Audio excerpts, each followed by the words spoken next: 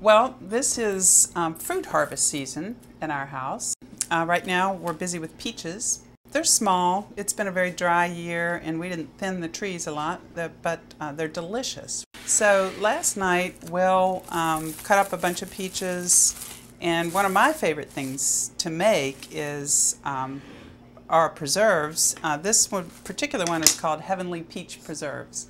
And I gotta say, it won me a blue ribbon at the state fair the first year I made it. I haven't quite had the luck of that since then, but I keep trying. The downside of preserves is that there's a lot of sugar in them. We do it as a treat, but really you put about half and half sugar, so it's not a terrific health food. What I've done here is just cut the peaches, mixed them with sugar, left them overnight, and we'll boil them down. This is a recipe that I make without pectin, so it does take a lot longer to make, to kind of cook it down. And then put the jars in here to sterilize them.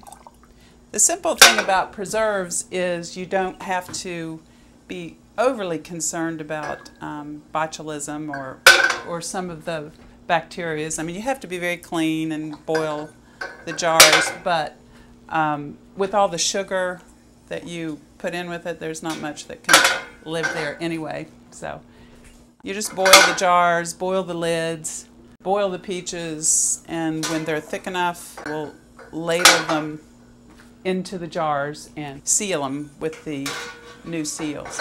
One year when we belonged to a community-supported agriculture group, the CSA, and I had always eaten vegetables and grown salads in our home gardens and appreciated them totally. But this year when we belonged to the CSA, each week we got copious amounts of vegetables. And it was just so good, and it was the combination of it being so tasty and so much of it that when I went back to try using some other vegetables from the store, the flavor, I had gotten so used to that tremendous flavor and freshness that I really felt transformed. It's like I just can't go back to eating those types of foods on a regular basis. And I remember thinking the farmers that I knew were kind of snotty about saying they couldn't buy a tomato in winter because it just didn't taste real and delicious. And for the first time I understood why they said that, because that's the way I felt. It's, you know what, I can do without a tomato in winter. And that's pretty much what we do now. We'll supplement our salads and dinners with, you know, a pineapple or a cucumber in the wintertime, but for the most part, we just don't enjoy things that aren't fresh as they could be. So I think really thoroughly enjoying fresh flavors is a gift, and we're enjoying it more and more.